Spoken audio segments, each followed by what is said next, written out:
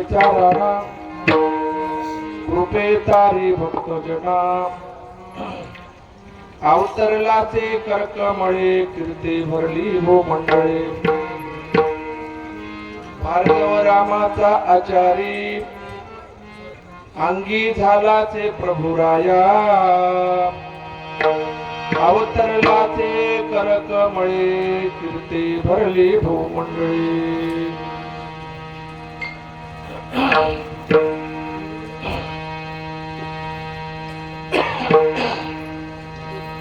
तापी प्रभु वचन बोले दत्त चरणी मना आनंदले अवतरलाचे कर्कमळे कीर्ती भरली भूमंडळी अगोदरच 10:30 वाजलेले आहे. तुम्ही आज 6 दिवस झाले वाटते सतत 6 दिवसापासून चालत येत आहात. तुमच्या चालण्यामुळं तुमच्या शरीराला कितीतरी कष्ट होत आहेत आणि ते झालेले कष्ट ते देवापर्यंत तुमचे कष्ट पोहोचल्या जात आहेत. कारण का देवगी म्हणजे सहजासहजी भगवंत हे पावत आहेत मला का देवाला आपली दया यावं लागते. आपली दया दया येईपर्यंत देवाची सेवा करावं लागते. मला देवाला वाटतं अरे काय भक्तांचे पाय काय फोड आले त्या भक्तांच्या अरे असं वाटलं पाहिजे कळवळ आला पाहिजे. म्हणून खरोखर कळवळा यायसारखीच भक्ती तुमची आहे. आम्हाला काही नाही आम्ही आयतं गाडीत बसून आल्या. तुम्ही 6 दिवस झाले इथपर्यंत याला 6 दिवस लावले आम्ही 3च तासात आले.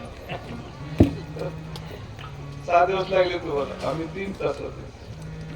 पण शरीराला तिथलंच कष्ट नाही. आमचं कुठे रेकॉर्ड नाही महाराज. आम्ही 3 तासात नाही 2 तासातही मावळ आल्या. आमची कुठे रेकॉर्डिंग होणार नाही कुठं आमचं सबूत नाही काहीच नाही. पण तुमची रेकॉर्डिंग पूर्ण झाली कुठं झाली. परलोका माझी सहाय्य करता तुझा गुरु दत्त राधा आजची पवित्र शिवा आजचा 6वा दिवस आणि आजच्या 6व्या दिवसाची ही कीर्तनरूपी सेवा नवी त्या भक्तीतल्या 2ऱ्या क्रमांकाची सेवा कैवल्यवासी परमपूज्य प्रातस्मरणीय श्री गुरु मूर्ती बाळगीर महाराज यांच्या कृपा आशीर्वादाने तसेच परमपूज्य कैवल्यवासी प्रातस्मरणीय श्री गुरु मूर्ती बाळगीर महाराज गुरु यदुगिरी महाराज यांच्या कृपा आशीर्वादाने गुरु ब्रह्मचारी महाराज यांच्या कृपा आशीर्वादाने चालत आलेलं हा दिंडी किती वर्ष आहे. 3रं वर्ष 6वं वर्ष फक्त 6 वर्ष गेले. दिवस गेले पलगट गेले महिने गेले वर्ष 100 वर्ष आयुष्य असूनही झाला तुझा नाश. किती दिवस लवकर लवकर गेले बघा. 6 वर्षापासून सतत आपले बाळगीर महाराजांची दिंडी पूर्वीपासूनच बाळगीर महाराज माहूरला दिंडी आणत गेले. मोठे बाळगीर महाराज वार्षिक वारी करते श्री गुरु माहूर क्षेत्राची येता जाता गर्दी होत असे दत्त नामाची. नामच देते नामच घेते अशा नकशाची. जे जीव अनन्य शरण त्याची प्राप्ती मोक्षाची. बाळगीर महाराज माहूरला यायचे मोठे बाळगीर महाराज. त्यांच्या सोबत तंबू डेरे असायचे आणि पालखी असायची. अशाच पद्धतीने गावोगावी तंबू डेरे देऊन त्या ठिकाणी नामस्मरण कीर्तन भजन अन्नदान करायचे. आणि तुम्ही जसं आता जसं चालू आहे त्याच पद्धतीने बाळगीर महाराजांनी जी परंपरा चालू केली महाराज त्याच परंपरेच्या पावलावर पाऊल टाकून आज परमपूज्य आमचे गुरुबंधू ज्यांनी आपल्या अल्पशा वयामध्ये खूप अशी मोठी कामगिरी केलेली आहे महाराज. अभिमानाची गोष्ट आहे. कारण हे बाळगीर महाराजांचं वंशावळ आहे. मोठे बाळगीर महाराज म्हणजे एक जुनाट घरचं सोनं होय. आणि त्या जुनाट घरचं सोनं असणार म्हणजे ह्या परंपरागत जी गादी आहे ती गादी काही साधारण नाही महाराज. त्या बाळगीर महाराजांनी आज तुम्ही एवढे समोर बसलात. बाळगीर महाराजांना किती कष्ट झाले असतील रात फाट्यानं दिवस फाट्यानं फिरून फिरून फिरून फिरून प्रत्येक गावामध्ये जाऊन महापूजा टाकून शिष्यमंडळ तयार केली आणि अशा पद्धतीने भक्त समुदाय तयार झाला. जोपर्यंत शाळेत विद्यार्थी नाही तोपर्यंत शाळेला महत्व नाही. म्हणून असे अपार कष्ट घेऊन महाराजांनी वाळगिरी महाराज गुरु यदुगिरी महाराजांची मी गोष्ट सांगतोय बरं का, मोठ्या महाराजांची नाही, ते तर आंतरिक पुरुष होते. म्हणून त्यांनी आज एवढा मोठा इतिहास तयार केला आणि ते लावलेलं झाड जे होतं एवढेसे रोप लावी रोपट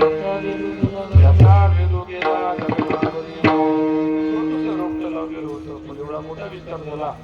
आणि खरोखरच तुम्ही आम्ही खूप भाग्यवंत आहोत, कारण पायी यात्रेमध्ये आपल्याला सहभाग मिळाला, पायी यात्रेमध्ये यायला मिळालं.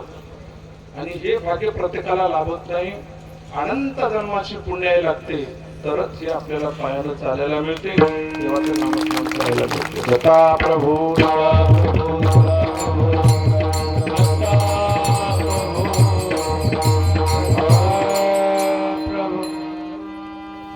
दत्त दिगंबरा दत्त सह्याद्रीचा राणा कृपे तारी भक्त जना अवतरला ते करकमळे कीर्ती भरली भूमंडळी. अभंग हा तापी प्रभूंचा आहे. या आनंद संप्रदायामध्ये तापी प्रभू जे असणारे थोर कविकर्ते होऊन गेले महाराज, त्यांनी या आनंद संप्रदायाची खूप मोठी रचना केली आहे. तापी प्रभू जे असणारे बाळानंद, मध्वमुनी, कुशानंद असे महान महान थोर भक्त होऊन गेले. त्या तापी प्रभूनं त्या अभंगाची रचना केली. अभंगाच्या प्रथम चरणामध्ये महाराज सांगतात, दत्त सह्याद्रीचा राणा. दत्त महाराज हे सह्याद्रीचा राणा म्हणजे सह्याद्रीचा राजा आहे. राणाला अर्थ असा की तो राजा आहे आणि तो राजा या सह्याद्रीच्या पर्वतावर बसलेला आहे बरं का. म्हणून दत्त चिकरचा राजा, चिकरचा राजा त्याला नमस्कार माझा, त्याला नमस्कार माझा.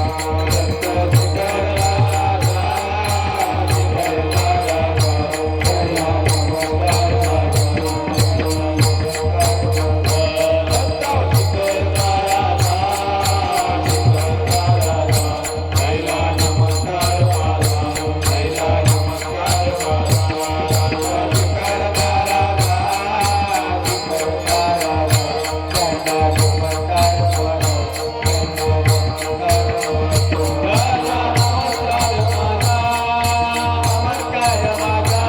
त्याला नमस्कार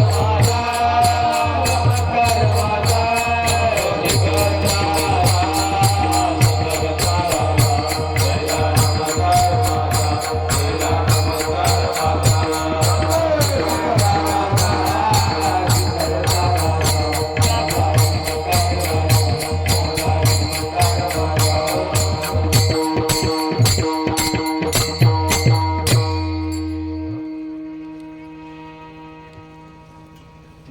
शिखरावर उभा, शिखरावर उभा पाहतो जत्रची शोभा, पाहतो जत्रची शोभा. दत्त शिखरचा राजा आहे. तापी प्रभू सांगतात अभंगाच्या प्रथम चरणामध्ये, दत्तप्रभू हे शिखरचे राजा आहे, राजा आहे. आणि दुसऱ्या चरणामध्ये सांगतात की हा देव जो असणारा कुठं अवतरला, कसा अवतरला आणि कोणाच्या करस्थळामध्ये अवतरला. अवतरला ते करकमळी कीर्ती भरली भूमंडळी. अनुसया माईच्या करस्थळामध्ये दत्तप्रभू प्रकट झाले आणि सर्व जगामध्ये दत्तप्रभूची कीर्ती पसरली गेली. अभंगाचे द्वितीय चरण सांगते आणि अभंगाच्या प्रत्येक चरणामध्ये भार्गव रामाचा आचारी अंगी झाला ते प्रभुराया. भार्गव रामाचा आचारी अभंगाचं तिसरं चरण सांगते. तिसरं मात्र सगळ्याला गुच्ची पडते. भार्गव रामाचा आचार्य म्हणजे याचा अर्थ असा की रामटेक इथं रामचंद्र प्रभूनं महापूजा टाकली होती. चित्तप्रकाश ग्रंथामध्ये याचा पुरावा. रामटेक इथं रामचंद्र प्रभूनं महापूजा टाकली आणि त्रैलोक्याला पत्र लिहिलं. त्या ठिकाणी महापूजा आहे, सगळे देवी देवताला बोलवलं आणि त्या ठिकाणी दत्तात्रय प्रभू ज्यांनी त्याचा अंगीकार केला कोणाचा, रामचंद्र प्रभूचा, आणि मोठी महापूजा त्या रामटेकात टाकण्यात आली. आणि त्याच रामटेकाच्या महापूजेवर राम, लक्ष्मण, सीता आणि हनुमान या चौघा सिद्धिले आनंद नाम, या चौघालाही आनंद नाम त्या ठिकाणी दिलं. आणि स्वतः रामचंद्र प्रभूचा अंगीकार केला दत्तात्रय प्रभूने. विशेषतः म्हणजे सिद्धांत असा आहे की देवाधिकांनी सुद्धा दत्तात्रय प्रभूची भक्ती केली. आपण तर माणसं आहोत, आपला तर अंगीकार देव करणारच महाराज. म्हणून अभंगाचं तिसरे चरण सांगते, भार्गव रामाचा चारी अंगी झालाची प्रभुराया. रामचंद्र प्रभू सारखे देव सुद्धा दत्तात्रय प्रभू मध्ये विलीन झाले. आणि असे असणारी त्यांची कीर्ती आहे. आणि तापी प्रभू असणारे शेवटच्या चरणामध्ये सांगतात, तापी प्रभू वचन बोले दत्त चरणी मनात. तापी प्रभू म्हणतात, माझं एकच वचन आहे की दत्तात्रय प्रभूच्या नामस्मरणानं माझं मन आनंदी झाले. दत्ता प्रभू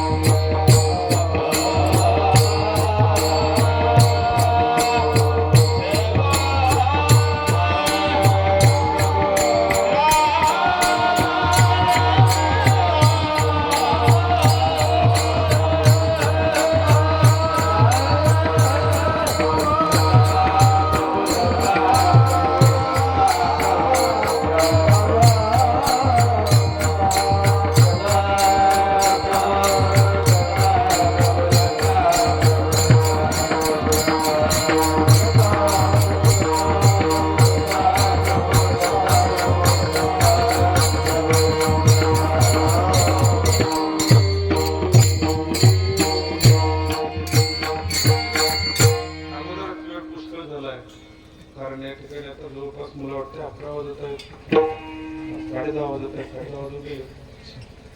तुम्हाला टाइमवर झोपणं, टाइमवर उठणं. आता उद्याचा दिवस शेवटचा आहे, मला संपला. आता उद्या झाले म्हणजे परवाच्या दिवशी सगळे मोकळे. 7 दिवस पदयात्रेमध्ये तुम्ही सर्वजण सामील झालात. सर्व मायमावल्या घरादाराचा त्याग करून, सर्वांचा विसर पाडून या गुरुमाऊलींच्या दिंडीमध्ये सर्वांनी सहभाग घेऊन अतिशय सुंदर असा सोहळा तुम्ही सर्वांनी मिळून पार पडलात. रायगड महाराजांचा तुम्हाला सर्वांना शुभ आशीर्वाद राहो. सर्व भक्तांना आरोग्य, देवाने सर्वांना सुखी ठेवावं हे दत्तप्रभूच्या चरणी प्रार्थना करतो. कीर्तनाला सुरुवात करतो. जे आनंद वंदे पूर्ण पुरुष पूजा पद्धती ऋतमा पूर्ण प्रसादेन सूत्र कथित मया प्रात्रादि क्रिया पूर्व स्नानादि तनुर्माजनम अथवा शुद्ध पंचांग पश्चात पूर्णविधी स्मृतम अक्षय आनंद साकार होता सिद्धोत्तरणामय ते शैव पूर्ण पुरुषाय पूर्णानंदाय देव दत्तात्रयाय नमो नमः. माहुरच्या दत्तात्रया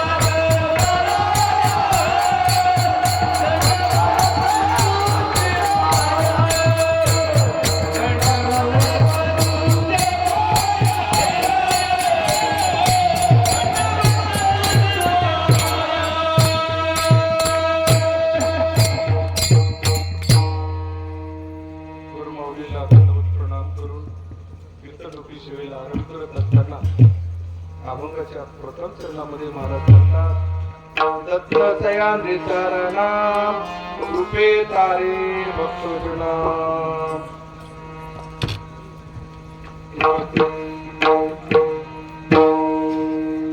आमचे मृदंगाचार्य गोविंद महाराज वावरे प्रमाणेकर अतिशय सुंदर वाजवतात. काय वाजव खूप छान वाजतात महाराज. हे जे म्हणलं खूप छान आहे. माऊलीकर आमचे माऊलीकर आहे. आता गायन तुमचं नाव काय?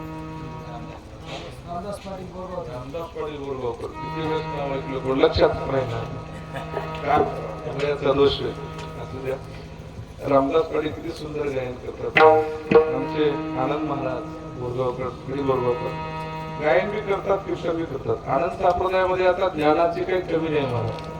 अजून पुढच्या वर्षी तुम्हाला पुष्कळ असे कीर्तनकार मिळतील पण कार्यक्रमच कमी पडाले कीर्तनकार. प्रभू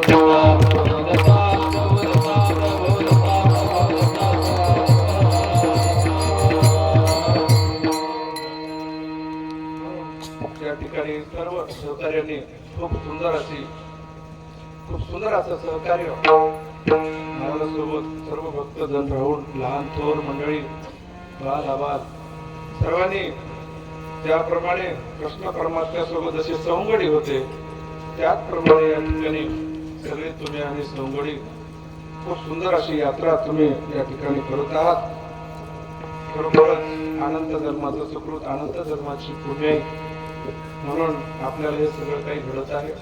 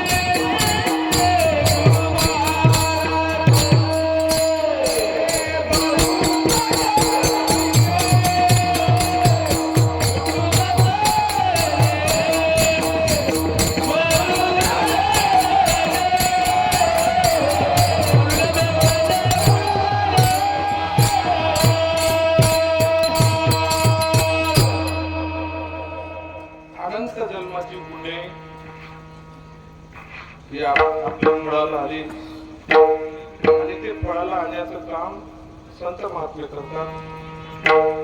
कारण संत हे सोयीचेने अवतार घेतात आणि संत हे सोयीचेने अवतार संपवतात. कारण सोयीच्या प्रारब्ध, परीच्या प्रारब्ध, अनईच्या प्रारब्ध तीन प्रकारचे नशीब शास्त्रकारांनी सांगितलेले आहेत. परीच्या प्रारब्धामध्ये भगवान परमात्मा मोडतात, सोयीच्या प्रारब्धामध्ये संत महात्मे मोडतात आणि अनईच्या प्रारब्धामध्ये तुम्ही आम्ही मोडतो. आपल्या इच्छा पुष्कळ आहेत पण ते पूर्ण होत नाहीत. मला इच्छा आपल्या पुष्कळ आहेत पण पूर्ण होत नाहीत. का होत नाहीत? अनईच्छा प्रारब्ध. इच्छा पुष्कळ आहेत पण नशीब तसं नाही. पण संत हे संतांच्या मनात आलं ते अवतार घेऊ शकतात आणि संतांच्या मनात आलं की ते पर्यंतकाळी करू शकतात. एवढा अधिकार संत महात्म्याच्या अंगी असतो.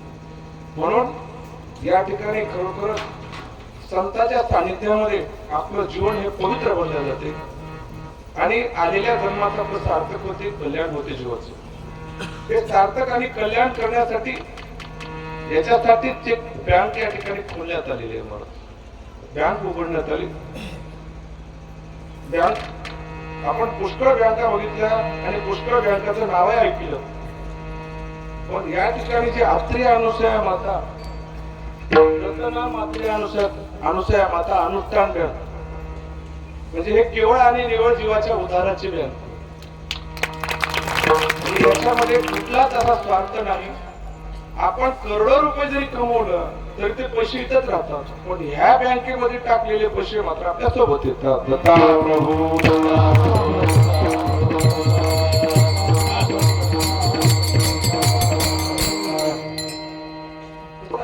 या बँकेला जर कोणी नाव नोंद केली, या बँकेला जाऊन राहिलं तरच चांगलं आहे. नाहीतर बँकेला सोडलं तर आपली किंमत कमी होते. कशी होते, एक अंगूरवाला गाड्यावर अंगूर विकत होता. अंगूर विकत असताना काही मोकळे अंगूर, असे खुले अंगूर गाड्यावर टाकले होते आणि काही घोसाला लटकलेले अंगूर असे बाजूला बांधलेले होते. ते अंगूर घेण्यासाठी एक ग्राहक आला, त्याने विचारलं म्हणजे केवढ्याला अंगूर, काय भाव म्हणजे याचा? त्यानं मला हे खाली टाकलेले जे अंगूर आहेत त्याचा 50 रुपये किलो आणि वर लटकलेले घोसाला अंगूर आहेत त्याची 100 रुपये. त्यानं म्हणलं हेही अंगूर तेही अंगूर, म्हणजे अंगुराची 100 रुपये किंमत आणि या अंगुराची 50 रुपये कसं काय? त्याला मला तसं नाही, ते जे लटकलेले अंगूर आहेत ते घोसाला धरून आहेत आणि हे जे अंगूर आहेत त्यांनी त्या घोसाला सोडल्यामुळं, कारण त्या घोसाला सोडल्यामुळे हे मोकळे झाले. याला कुठलं बंधन नाही, की कोणाच्या बंधनामध्ये नाही, हे मोकाट आहे म्हणून त्यांची किंमत कमी झाली. ज्यांनी ज्या घोसाला धरून आहेत त्यांची किंमत 100 रुपये, कारण का जे भगवंताला धरून आहेत त्यांची किंमत 100% आणि जे मोकाट आहेत त्यांची किंमत मात्र 50%. दत्ता प्रभू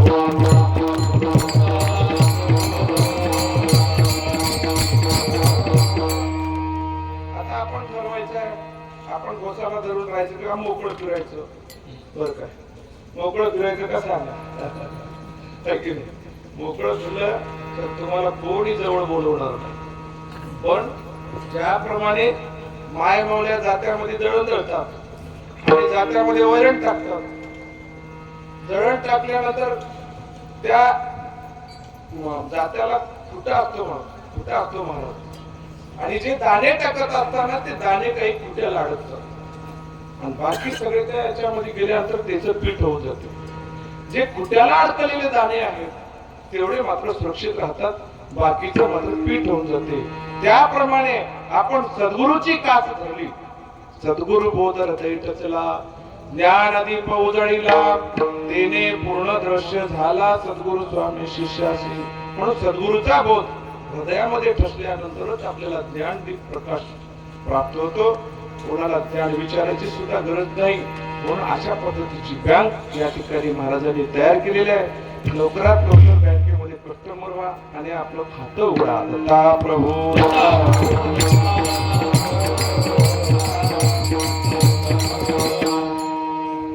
दत्त सह्याद्रीचा राणा कृपे तारी भक्तजना. प्रभू हे सह्याद्रीचे राजे आहेत आणि सह्याद्री पर्वत म्हणजे सह्याद्री पर्वतावर आज आपण आता उद्या जाणार आहोत आणि त्या ठिकाणी वेगवेगळ्या प्रकारचे तीर्थक्षेत्र आहेत. ज्याप्रमाणे देवदेव स्वारी म्हणतो आपण, ज्याला काळं पाणी म्हणतो, सर्व तीर्थ, अनुसया माता मंदिर, वरी दत्त शिखरगड, वडगुंपा माहूर, अशा पद्धतीने जर अमृत कुंड, असे जे वेगवेगळ्या पद्धतीचे जे तीर्थ आहेत त्या तीर्थाचं काय विशिष्ट महत्व आहे. जे सह्याद्रीचा राजा कशामुळे आहे की त्या तीर्थाचं एवढं महान म्हणजे हे आहे क्षेत्र आहे की त्या महान क्षेत्राची बरोबरी कोणीच करू शकत नाही. याला कोरी भूमिका म्हणतात. सह्याद्री म्हणजे कोरी भूमिका आहे आणि सह्याद्री पर्वतावर अनंत ब्रह्मांडाचे देव आता उतरतात. त्याचं प्रमाण दिले मला. अद्यापि सह्याद्री पर्वती देवादिकांचे भार उतरती, अनंत ब्रह्मांडाच्या देवता धावते अवधूत मूर्ती पावया. अद्याप म्हणजे आतापर्यंत सुद्धा अनंत ब्रह्मांडाच्या देवता सूक्ष्म रूपाने त्या पर्वतावर उतरतात. पर्वतावर उतरल्यानंतर काय करतात? घेता दत्तात्रय दर्शन, सर्व देवाची सामर्थ्य चढे पूर्ण, मग इतराची होती प्रसन्न, वरदान द्यावया ते. दत्तात्रय प्रभूचं दर्शन घेतात, मग त्याला सामर्थ्य चढते, मग ते पितर भक्ताला ते प्रसन्न होऊन वरदान देतात. म्हणजे देणारी बँक म्हणजे दत्तात्रय प्रभू. सांगायचा सिद्धांत म्हणजे असा आहे. म्हणून या ठिकाणी सह्याद्री पर्वतावर सर्वप्रथम तुम्हाला मी त्याला देवदेव स्वारी म्हणतात, त्याचं महत्व सांगतो. देवस्वारी म्हणजे काय की देवाची स्वारी माहूरला आली. कुठून आली? बद्रिकाश्रम. देवालय ऋषीने 27 कल्पवर्ष अनुष्ठान केलं होतं. 27 कल्पवर्ष कशाला म्हणतात? आपण 6 दिवसामध्ये परीक्षा होतो. कधी कधी परवाचा दिवस उघडते, काही जण 12 वाजता जायचा विचार केला, रात्री 12ला जाऊ म्हणाले. काही जण म्हणाले माहूर मध्ये गेले की जाऊ, आले की माहूरला गोड लागली की नाही ती केली साध्या, आहे की नाही? काही जणांचा असा विचार केलेला आहे.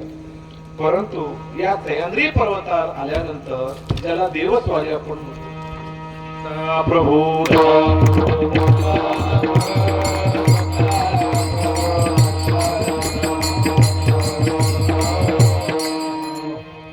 प्रभूची स्वारी आली. 27 कल्पवर्ष अनुष्ठान केलं. शिवाजी पाटलाला सगळं माहिती आहे. मला कीर्तन करायचं, त्याचं भक्त करायचं. शिवाजी पाटील खूप सुंदर कीर्तन करतात. माऊली करायचं आमचे कीर्तन करायला आता काही कमी नाही. कीर्तन करावं सगळे बसलेले तुम्ही ज्ञानीवान होता. कोणी आता अडाणी राहिलेले नाही. पूर्वीचा काळ होता तसा, पण आता सगळ्याला सगळं काय कळून चुकले. ऑनलाईन झाले ना सगळं, सर्व दुनिया मोठी सगळे याच्यामध्ये आहे की नाही? तेव्हा 27 कल्प कशाला म्हणा? कृता त्रेता द्वापार कली, हे 4 युग झाले की एक चौकडी झाली. अशा 14 चौकड्या झाल्या की एक मनु झाला. असे 14 मनु झाले की एक कल्प झाला. विचार करा किती युग भक्ती केली असेल देवालय ऋषीने. त्या देवालय ऋषीने लिंग चढविले, केले नवलची परी, इतके ऐकून झडकरी उठले, आले दत्तची करी. देवालय ऋषीनं लिंग चढवलं होतं 12 योजन, 12 योजन. 12 योजन म्हणजे 12 कोस वरी. ते काशीला जायचे, काशीची रेती आणायची आणि त्या रेतीची पिंड तयार करायची. रोजच्या रोज ती पिंड एकावर एक करत करत करत करत गगनाला भिडायला गेली. तेव्हा इंद्र राजाला भीती वाटली की मला हे जर पिंड जे असणारे महादेवाच्या पिंडी जर स्वर्गाला टेकल्या तर स्वर्गाचं स्वर्ग पण राहणार नाही. मृत्युलोकीचे मानव सारे चढतील इंद्रपुरी, इतके ऐकून झडकरी उठले, आले दत्तची करी. मृत्युलोकीचे मानव सुद्धा, पाप केलेले सुद्धा लोक जातील म्हणे. स्वर्गाला यायला 100 यत्न करावे लागते. पण इथं जर या पिंड जर स्वर्गाला भिडली तर मृत्युलोकीचे मानव सारे चढतील इंद्रपुरी, इंद्रपुरीला येतील. म्हणून इंद्र राजाला भीती वाटली. तेव्हा इंद्र राजा गेला कुठं? देवालय ऋषीकडे. देवालय ऋषीने अनुष्ठान मांडलं होतं. म्हणजे देवालय ऋषी काय पाहिजे म्हणे तुम्हाला? काय नाही म्हणजे मला मोक्ष पाहिजे, मोक्षदात्याची भेट करून द्या. तेव्हा इंद्र राजा म्हणजे माझ्या स्वर्गाला तुम्हाला मी देतो. तिथं अमृत आहे प्यायला, तिथं देवांगण आहेत. जे तुम्ही म्हणताल ते विषयाचा भरणा आहे. जे जे पाहिजे ते ते आहे. चला मी तुम्हाला देतो. नको म्हणे मला मोक्ष पाहिजे. बरं का? आता या ठिकाणी बँकेमध्ये महाराज आपण नामस्मरण कशासाठी करतो, काय म्हणून करतो आणि कोणत्या उद्देशाने आपण नामस्मरण करतो? तर सर्वात मोठाचा मला या बँकेमध्ये सर्वात मोठं खातं कोणतं दिसलं? निष्काम सेवेचं. दत्ता प्रभू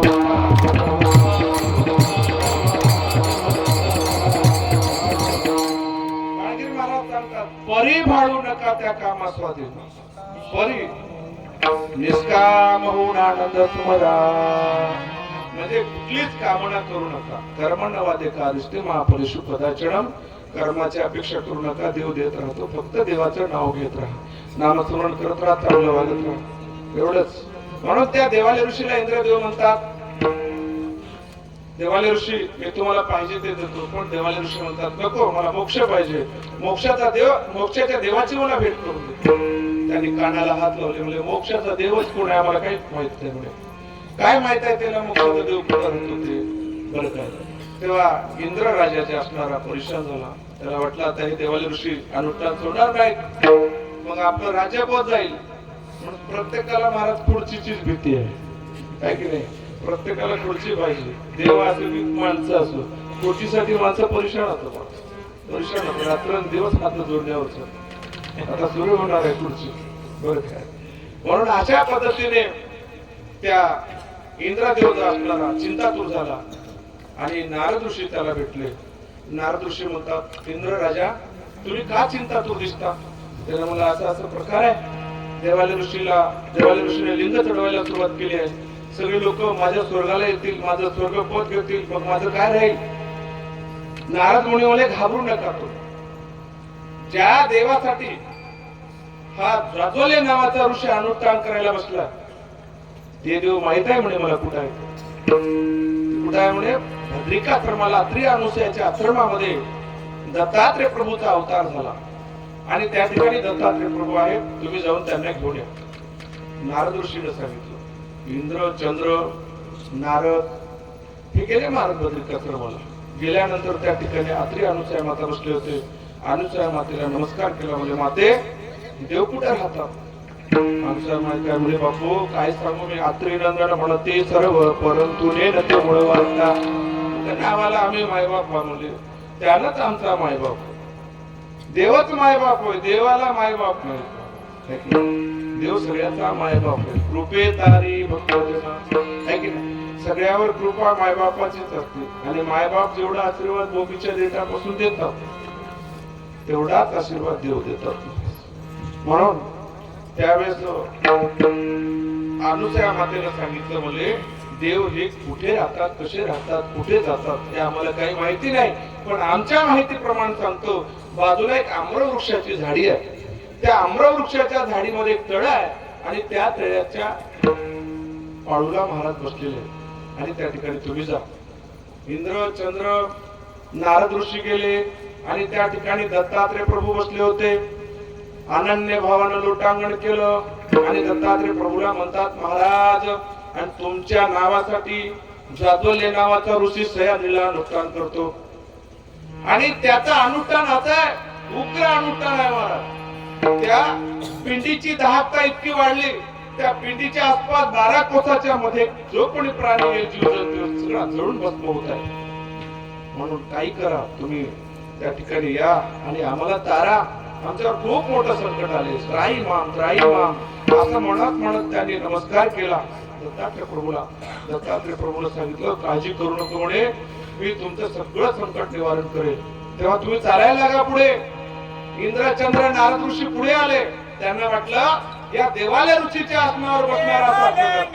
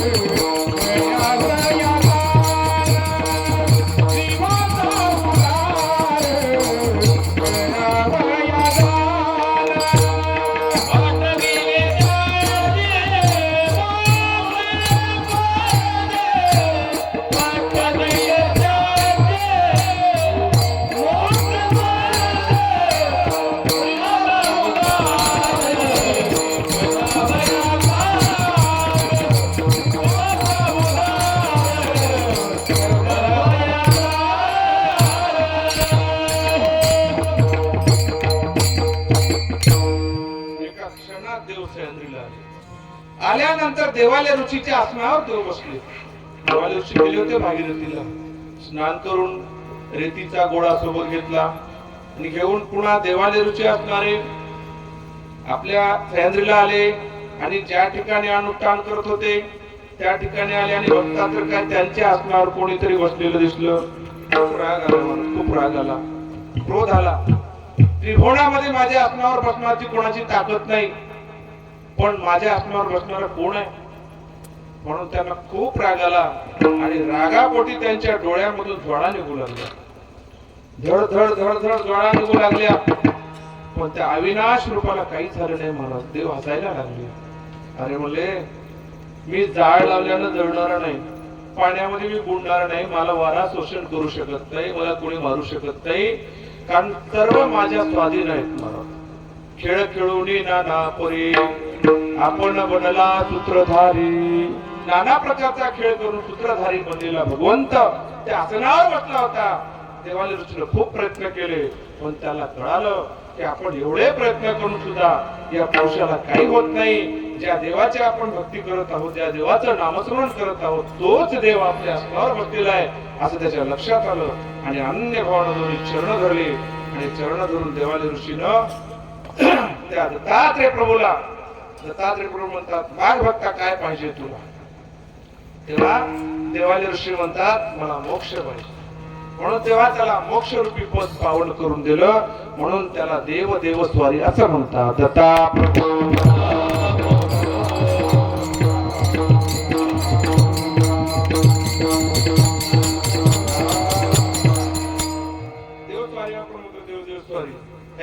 माहूरला देवस्वारी, देवस्वारी, देवस्वारी म्हणजे देवाची स्वारी माहूरला आली. कुठून आली? बद्रिका क्रमवणारी, म्हणून त्याला देवदेव स्वारी असं म्हणतात. आता आपण देवस्वारी पाहिली, कशी झाली, कोण केली, कशामुळे केली. दत्त सह्याद्रीचा राणा कसा आहे. पुढे गेल्यानंतर आपल्याला रेणुका मातेचं मंदिर लागते. समोर गेल्यानंतर रेणुका माता ही कोण होती? जमदग्नी ऋषीची पत्नी, परशुरामाची आई. आणि जेव्हा ती नदीला दररोज स्नानाला जायची, नदीला स्नान करून भाकरी करता त्या दुर्डीमध्ये पाणी आणायचे. आपण भाकरी करता दुर्डी माहित आहे ना तुम्हाला? त्या दुर्डीमध्ये पाणी येते का? गळून जाते पाणी. आपण आणा गळून जाते नाही. पण त्या रेणुका मातेनं त्या दुर्डीमध्ये पाणी आणायची आणि त्या आणलेल्या दुर्डीतल्या पाण्याचं तीर्थ आपल्या पतीचं घ्यायचं, असा नियम होता तिचा दररोज. आणि एके दिवशी काय झालं, ती नदीवर गेली. गेले असताना स्वर्गातले गणगंधर्व क्रीडा करण्यासाठी नदी पात्रात उतरले होते आणि त्यांचं सुंदर रूप बघून त्या रेणुका मातेला थोडस म्हणजे मोह उत्पन्न झाला, माया उत्पन्न झाली. फक्त एवढाच शब्द गेला, काय सुंदर आहे ते पुरुष. एवढा शब्द गेला, काय सुंदर आहे ते पुरुष. नेत्र दोष घडला आणि त्या दुर्डीमध्ये पाणीच बसत. किती वेळ दुर्डी पाण्यामध्ये बुडवली, वर काढली, पाणी गळून जाऊ लागलं. पाण्यात बुडवली, वर काढली, पाणी गळून जाऊ लागलं. रेणुका मातेला चिंता सुरू झाली. महाराज आता काही खरं नाही म्हणे, माझा पती मला जिवंत ठेवणार नाही. ते झालं कसं?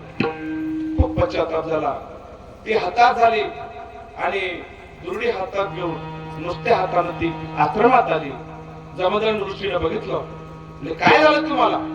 आज पाणी नाही आलं, पाणी आलं नाही दुर्डीमध्ये. रेणुका माता एकही बोले ना, खाली मान घातली.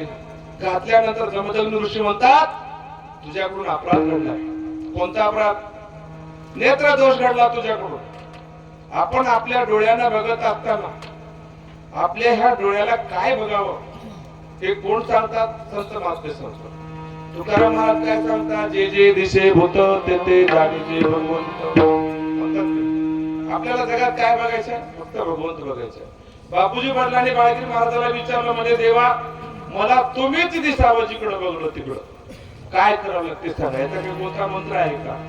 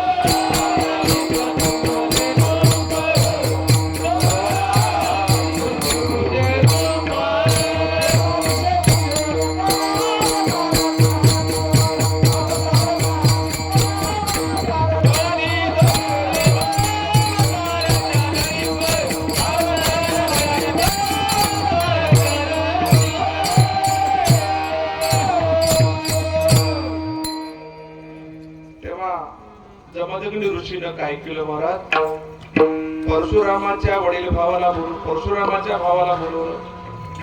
बोलले तुझ्या आईनं अपराध केलाय, तुझ्या आईला या ठिकाणी जिवंत मारायचं. कसं मारायचं, साधं सुद्धा नाही मारायचं, तुझ्या आईचं मुंडकं उडवायचं. मुलगा म्हणाला बाबा मला कोणतंही काम सांगा, पण मी माझ्या आईला मारू शकत नाही. मारू शकत नाहीस ना, मग मी तुला मारतो. तेव्हा जमदग्नी ऋषीनं स्वतःच्या पोटच्या मुलाला जाऊन भस्म केलं. परशुरामाला बोले परशुरामा इकडे. त्यांना हात जोडले, बोले बाबा बोला. काय नाही म्हणे, तुझ्या आईचं मुंडकं उडवतो. परशुराम म्हणाले बाबा ठीक आहे, माझ्या आईकडून अपराध घडला, मी माझ्या आईचं मुंडकं उडवेन, पण माझ्या आईकडून घडलेला अपराध, माझ्या आईला लागलेला कलंक, हा सगळा मिटण्यासाठी काय करावं लागते मला ते सांग. त्याचा अगोदर उपाय सांगा, तेव्हा मी माझ्या आईचं मुंडकं उडवतो. तेव्हा जमदग्नी ऋषी म्हणाले तू काळजी करू नको, तुझ्या आईचं नाव पूर्ण जगात होईल, पूर्ण जग तुझ्या आईचं दर्शन घेईल.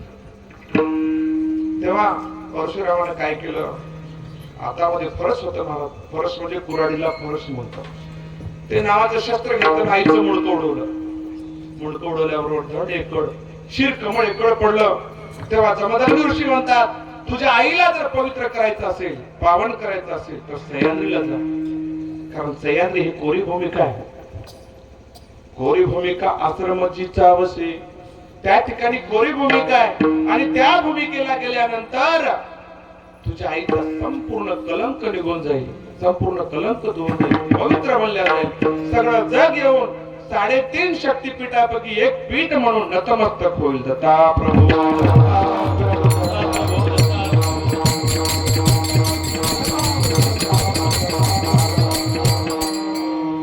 परशुरामानं विचारलं, म्हणजे देवा ठीक आहे बाबा, मी सह्याद्रीला जाईल, पण त्या ठिकाणी गेल्यानंतर मला दत्तात्रय प्रभू भेटतील की नाही. तेव्हा परशुरामाने सांगितलं तू एक कावड तयार कर. कावड तयार केली, एका पारड्यामध्ये आईचं दंड ठेवलं, एका पारड्यामध्ये आईचं शिर कमळ ठेवलं, आणि ती कावड खांद्यावर घेऊन परशुराम जेव्हा सह्याद्रीला निघाला, तेव्हा जमदग्नी ऋषी म्हणतात ज्यावेळेस दत्तात्रय प्रभूचा स्पर्श तुझ्या अंगाला होईल, त्यावेळेस तुझ्या खांद्यावर असलेली वाळल्या लाकडाची कावड तिला कोंब फुटतील.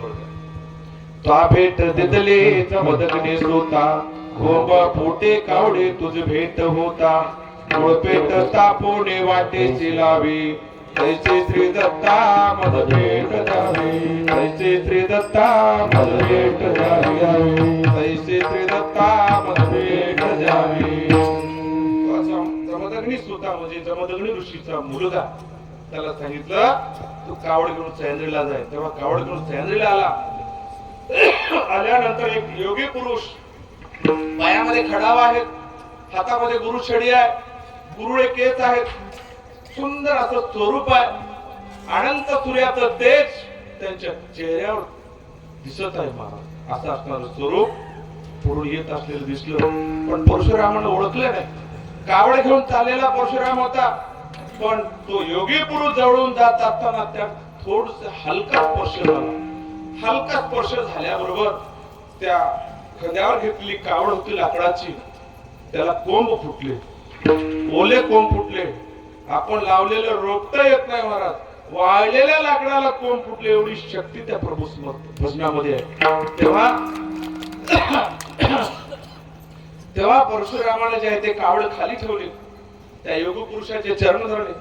देवा मी तुमच्या भेटीसाठी आलोय, माझ्या आईला घेऊन आलोय, माझ्या आईला लागलेला कलंक मला या ठिकाणी संपून टाकायचं आहे. तेव्हा दत्तात्रय प्रभूने आज्ञा दिली, तू काय कर, तुझ्या आईचं दंड जे आहे, खाली तीर्थ आहे बघा, खाली तीर्थ, खाली गेल्या काय म्हणतात मातृतीर्थ म्हणतात त्याला. त्या आईचं दंड त्या मातृतीर्थामध्ये टाकलं आणि शीर कमळ आहे ते वरी ठेवलं. ते रेणुका माता म्हणतात. दत्ता प्रभू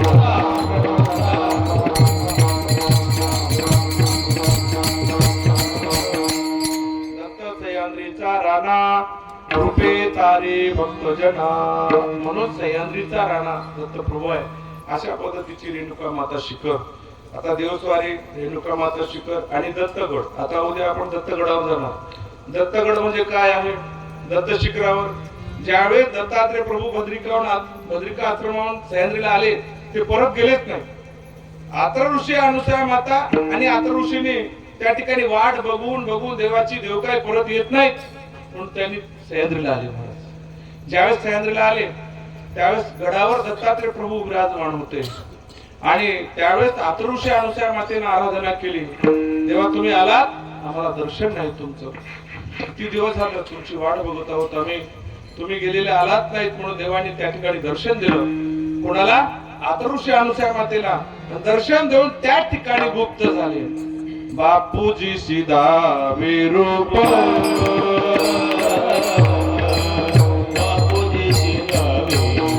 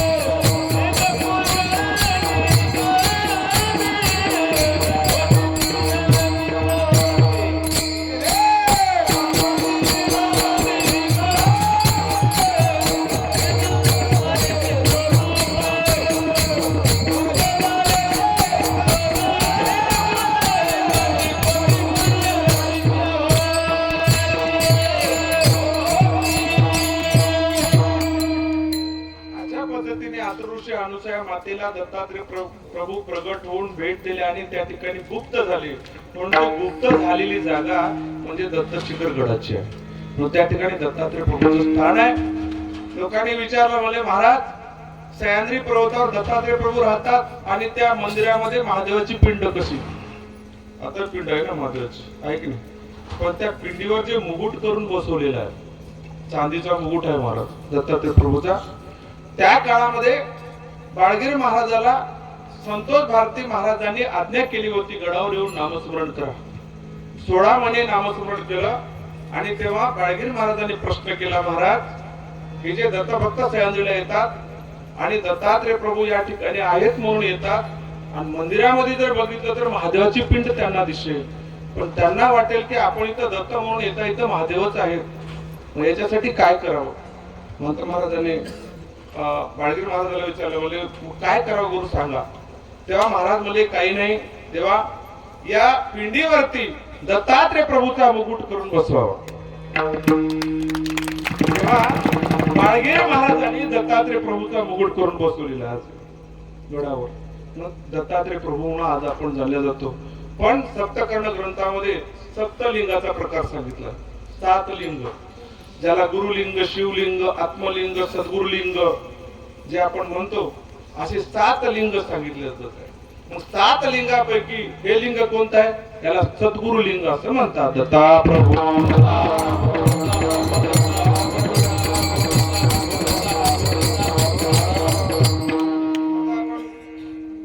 देवस्वारीहून कुठे गेला? रेणुका माता. रेणुका माता दत्तगडावर.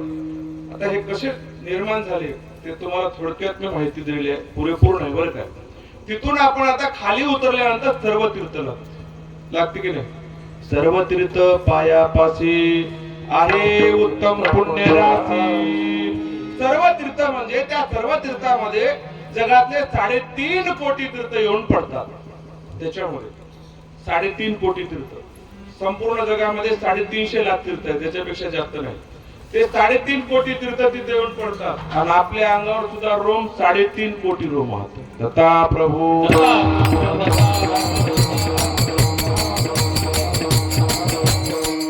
तीर्थाचं महात्मा काय. एक ऋषी होता, ऋषीला खूप अनुष्ठान केलं, खूप अनुष्ठान केलं, पण त्याला देव प्रसन्नच होईना. बऱ्याच दिवसापासून अनुष्ठान केलं. एके दिवशी आकाशवाणी झाली, म्हणे तुम्ही किती जरी अनुष्ठान केलं तरी तुम्हाला मी पावणार नाही. ते म्हणे का. तुम्ही जोपर्यंत गृहस्थाश्रमामध्ये जाणार नाही तोपर्यंत मी तुम्हाला दर्शन देणार नाही, अशी आकाशवाणी झाली. तेव्हा त्या ऋषीने विचारलं, म्हणजे असं कसं. नाही म्हणे, तुमचं प्रारब्धच तसं आहे. तेव्हा मग काय करावं लागेल. काही नाही म्हणे, एका राजाची मुलगी आहे आणि त्या मुलीसोबत तुम्ही विवाह करावा, तेव्हा तुम्हाला मोक्ष प्राप्ती होईल, तोपर्यंत तुम्हाला कोणी देव भेटणार नाही. त्या ऋषीने विचार केला, म्हणजे काय करावं. तेव्हा सांगितलं, अमुक अमुक नावाचा राजा आहे, त्याची एकुलती एक मुलगी आहे आणि त्या मुलीला जाऊन तुम्ही मागणी घाला. तेव्हा ते ऋषी असणारे त्या राजाकडे गेले आणि राजाला म्हणतात, राजा मला लग्न करायचं आहे आणि तुझी मुलगी मला देशील. तेव्हा त्या राजाला बघितलं त्या ऋषीचं वय, त्या ऋषीचं वय बघितलं तर ऋषी अगदी वयस्कर असणारा, वृद्धापकाळामध्ये गेलेला, त्याची अवस्था बघितली आणि राजाला वाटलं, आपण जर याला मुलगी दिली तर यांचं वय काय आणि आपल्या मुलीचं वय काय. अजून पुन्हा विचार केला, हा ऋषी आहे, अनुष्ठान केलेला आहे आणि यानं जर मला श्राप दिला तर माझं काय होईल. ऋषी लोक हे असतात, गुरु लोक हे असतात, म्हणून यांचा श्राप घेण्यापेक्षा आपण एक युक्ती केली पाहिजे.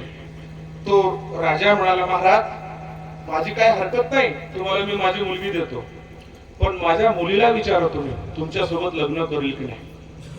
तेव्हा त्या मुलीला बोलवलं, बाई तू यांच्यासोबत विवाह करशील. बाप म्हणाला, राजा म्हणाला. ती मुलगी म्हणाली, बाबा मी यांच्यासोबत लग्न करेन, पण माझी एक आट आहे. ते म्हणले, काय आट आहे. काय नाही म्हणले, माझ्या बाबाच्या राजवाड्यामध्ये सगळं काही आहे, पण पंखाचे उडणारे घोडे नाहीत पुढे.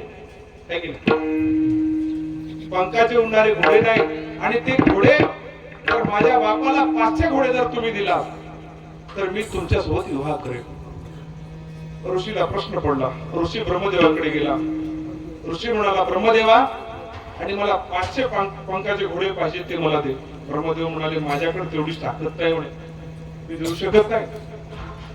विष्णूकडे गेले. विष्णू देवाला म्हणाले, मला पंखाचे 500 घोडे उडणारे द्या, तरच माझं लग्न होईल. विष्णू म्हणाले, माझ्याकडे तेवढं सामर्थ्य नाही. महादेवाकडे गेले. ते म्हणाले, माझ्याकडे सामर्थ्य नाही. नारद ऋषी वाटत भेटले. नारद ऋषी म्हणले, काय भानगड आहे, काय विचारता तुम्ही यांना. काय नाही म्हणे, मी बऱ्याचशा दिवसापासून अनुष्ठान करतो, पण मला देव भेटायला तयार नाही, की मला कुठलीच माझ्या जीवाची जी असणारी कुठंच ठाव ठिकाणा लागायला तयार नाही. म्हणून मला आकाशवाणी झाली की मी जोपर्यंत गृहस्थाश्रम स्वीकार करणार नाही तोपर्यंत मला देव भेटणार नाही. तेव्हा मला लग्न करायचं आहे आणि मला असं लग्न करत असताना त्या मुलीने मला एक आट टाकली की जोपर्यंत पंखाचे 500 घोडे माझ्या बापाला देणार नाही तोपर्यंत मी तुमच्या सोबत लग्न करणार. नारद ऋषी म्हणाले, तुम्ही काळजी करू नका, तुम्ही असं करा, तुम्हाला हे कोणी देऊ शकत नाही, देणारा एकच देव आहे. तुम्ही सह्याद्रीला जा आणि सह्याद्रीला जाऊन त्या ठिकाणी अनुष्ठान मांडा. तेव्हा तो ऋषी सह्याद्रीला आला आणि त्याने अनुष्ठान केलं. तेव्हा दत्तात्रय प्रभू प्रगट झाले. माग बघता काय पाहिजे, त्यानं मला असं असं पाहिजे. तेव्हा दत्तात्रय प्रभूने सांगितलं, मी तुला एक मंत्र देतो आणि तो मंत्र म्हणायचा, एक खडा त्या सर्व तीर्थामध्ये टाकायचा. तर असे 6 तुला किती पाहिजे घोडे, 500 पाहिजे, 5 खडे टाकायचे म्हणे. त्यानं दत्तात्रय प्रभूने दिलेला मंत्र म्हणला आणि खडा आतमध्ये टाकला. असं मंत्र म्हणून 5 खडे त्या सर्व तीर्थामध्ये टाकल्याबरोबर 500 पंखाचे घोडे भर रुचिक ऋषी तुम्हा शरण, रुचिक ऋषी तुम्हा शरण,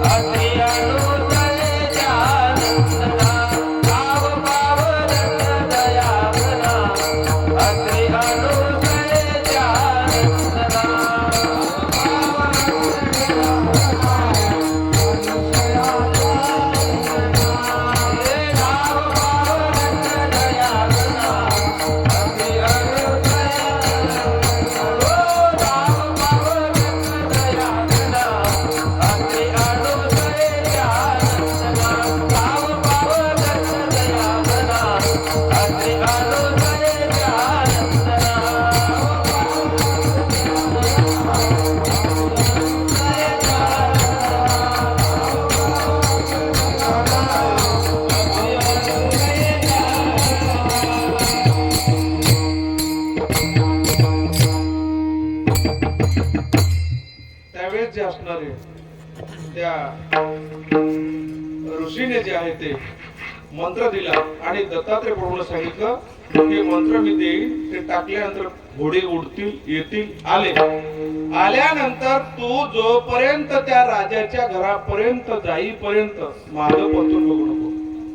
तुझ्या मागं घोडे येतील, पण तू मागं परतून बघल्याबरोबर ते घोडे पुन्हा नाहीसे होतील. असं दत्तात्रय प्रभू सांगून अंतर्धान पावले, म्हणजे गुप्त झाले. आणि तेव्हा त्या ऋषीनं एक खडा घेतला, मंत्र म्हणला, त्याच्यात टाकला, मंत्र म्हणला, खडा घेतला, त्या सर्व दत्तामध्ये टाकला. असे पाच खडे टाकल्यानंतर 500 घोडे पंखाचे आले. आणि ते घोडे मागं यानं पुढं, घोडे मागं यानं पुढं, घोडे मागं यानं पुढं, असं करत करत करत करत करत करत करत त्या राजाच्या राजवाड्यासमोर जे हाती दरवाजा असतो त्या दरवाजापाशी गेला.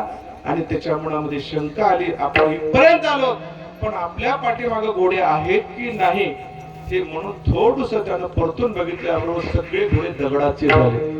आणि तेच झाले दगडाचे घोडे, तेच आज महानुभाव पंथामध्ये त्याला चेपतात. दत्ता प्रभू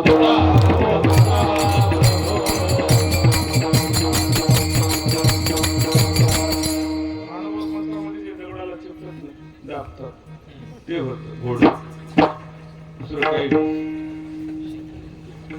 अशा पद्धतीने महाराज सर्व तीर्थ काय आहे हे आपल्याला समजतं. दत्त शिखरावर काय आहे, कशामुळे दत्त शिखर आहे, देवदेव सारी कशाला म्हणतात, रेणुका मातेचं शिखर काय आहे. आणि आता आपण वडगुंपेकडे ओढू थोडस. जे वडगुंपा आहे, काळगिरी महाराजांनी 12 वर्ष अनुष्ठान केलं. 12 वर्ष अन्न न खाता कंदमूळ खाऊन अनुष्ठान केलं. आणि 12 वर्षानंतर बाळूगुरु आई भेट दिली. साक्षात काळगिरी महाराजांना दत्तात्रय प्रभू भेटले. आणि त्या ठिकाणी काहीच नव्हतं महाराज. आमच्या देवची गोष्ट आहे, फक्त पत्र टाकलेले होते, गुंफेवर पत्र टाकलेले होते. पण नंतर बाळगिरी महाराज आले आपले. आणि बाळगिरी महाराज आल्यानंतर त्या ठिकाणी खूप मोठं बांधकाम झालं. आणि आजही सदाव्रत चालू आहे महाराज. नित्य सर्व तीर्थ स्नान, घोडे घरी अनुष्ठान, सदाव्रत वडगुंपेला आईचा जगी संत झाला. सदाव्रत ज्या ठिकाणी चालते त्या ठिकाणी सतत 12 वर्ष बाळगिरी महाराजांनी अनुष्ठान केलेली जागा आहे. आजही त्या ठिकाणी नित्य काळजी असताना अन्नदान नामस्मरण चालत आहे, म्हणून त्याला वडगुंपा म्हणून असं म्हणतात. त्या ठिकाणी ब्रह्मचारी महाराज आले. ब्रह्मचारी महाराज गाणगापूरला राहत गेले, ब्राह्मणाचे होते. आणि त्यांच्या लायकीचा त्यांना गुरु भेटत नव्हता. पुष्कळ असं त्यांनी गुरुच्या शोधात निघाले. पण एके दिवशी त्यांच्या स्वप्नामध्ये साक्षात्कार झाला. ब्रह्मचार्य दृष्टांत झाला गाणगापुरी, सद्गुरु भेटतील जावे माहूर क्षत्री. जागे झाला झडकरी उठला आला सह्याद्री गिरी. अशा पद्धतीने त्या गाणगापूरला दृष्टांत झाला. दत्तात्रय प्रभूने सांगितलं, जा तुझ्या लायकीचा गुरु आहे.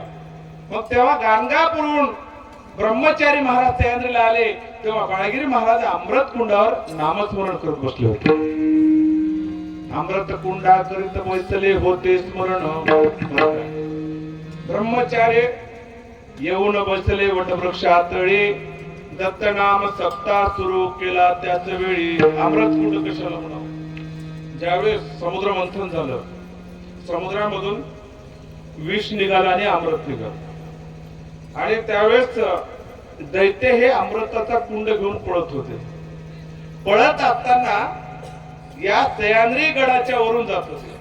जात असताना त्या अमृत कलश मधला एक थेंब या ठिकाणी पडला. कुठं? सह्याद्रीला. म्हणून त्याला अमृत कुंड असं म्हणतात.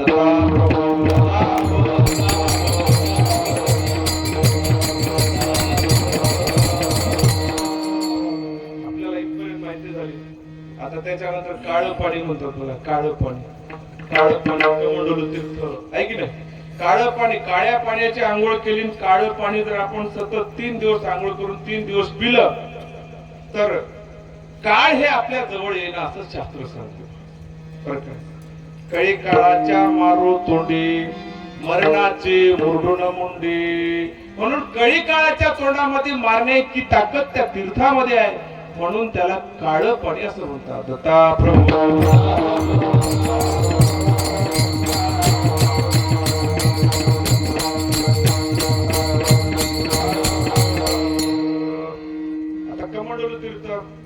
कमंडलू तीर्थ कशाला म्हणतात? ज्या अत्र ऋषी महाराजाच्या कमंडलू मधलं तीर्थ आणून ज्या ब्रह्म विष्णू महेश्वर जेव्हा घरी आले तेव्हा अनुसया मायनं ज्या कमंडलू मधलं तीर्थ आणून त्या पात्रावर टाकलं आणि पात्रावर टाकत असताना ह्या तिन्ही देवाच्या अंगावर पडलं तेव्हा तिन्ही देव लहान बाळ झाले. ते हे तीर्थ सर्व तीर्थ कमंडलू तीर्थ चरण तीर्थाचा नकळ्यांत आगम निगम झाले थकीत म्हणून राहिले गुप्त आरती पौर्णिमेची पूर्ण कळा ही चंद्राची. अशा पद्धतीने महाराज या सह्याद्रीचं महात्म्य तुम्हाला आम्ही अल्पशा बुद्धीप्रमाणे सांगण्याचा प्रयत्न केला. त्या सर्व गडाचा मालक म्हणजे अभंगाच्या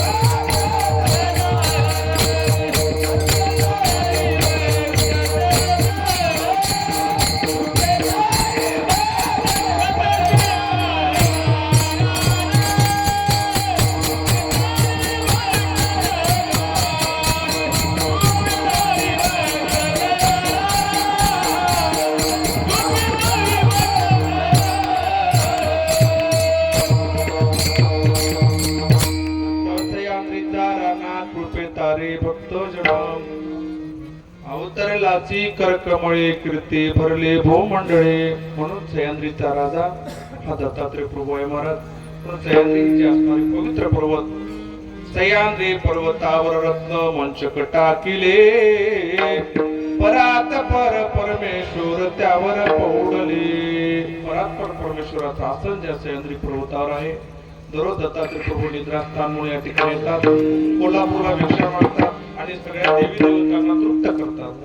कलट कोल्हापुरी भिक्षा मागून तृप्त केली दैवता आणि पांचाशोरला भोजन करतात आणि काशीला स्नान करतात. माहुरला निद्रा करतात. असं असणारं पवित्र ठिकाण. म्हणून अशा ठिकाणावर येणारा जो भगवंत आहे तो भगवंत कुठे आला आणि कसा आला अभंगाच्या द्वितीय चरणात. अवतरणाशी कर कमाली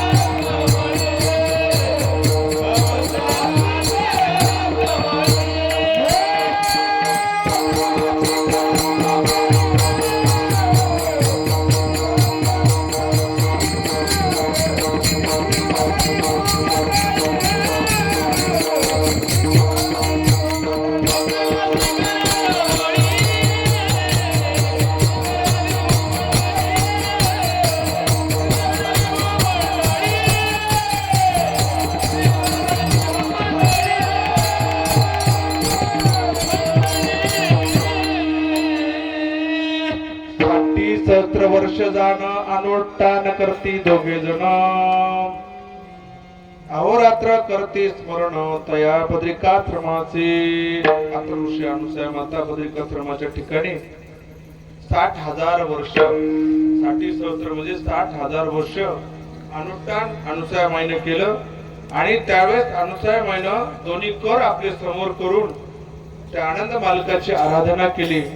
आणि जेव्हा आराधना करत असताना 60,000 वर्ष पूर्ण झाल्यानंतर मग दत्तात्रय प्रभू जे असणारे, मी आता जास्त वेळ घेणार नाही, बरं 11:30 ते 11:15 वाजत आहे, तुम्हाला झोपावं लागते, सकाळी चालावं लागते म्हणून त्याच वेळेस दत्तात्रय प्रभूनं काय केलं, 60,000 वर्षाचं अनुष्ठान पूर्ण झाल्यानंतर मग तो निर्विकार निर्गुण स्वरूप धरिले सगुण मातेची बोले वचन प्रकट झालो रुची कुळी.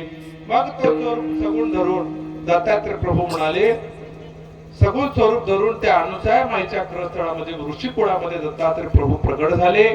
आणि आता बरेच जण म्हणतात दत्त महाराज गर्भातून जन्माला आले. बरं काय, दत्तात्रय महाराज आपल्यासारखं म्हणजे गर्भातून जन्माला आले नाहीत. तुमच्या आमच्यासारखं जर जन्माला आले तर त्याला मृत्यू आहे महाराज. म्हणून ते दत्तात्रय प्रभू हे प्रगट झाले, जन्माला आले नाही. पण अनुसूया माईच्या क्रस्थळामध्ये अनुसूयेच्या घरी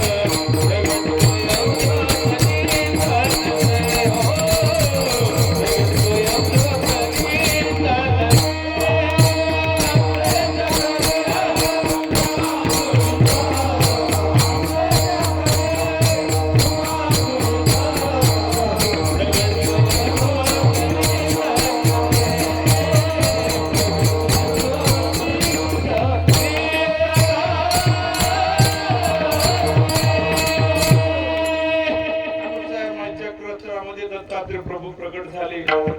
आणि तीच अनुसूया माईची बहीण म्हणजे सयामाई महाराज.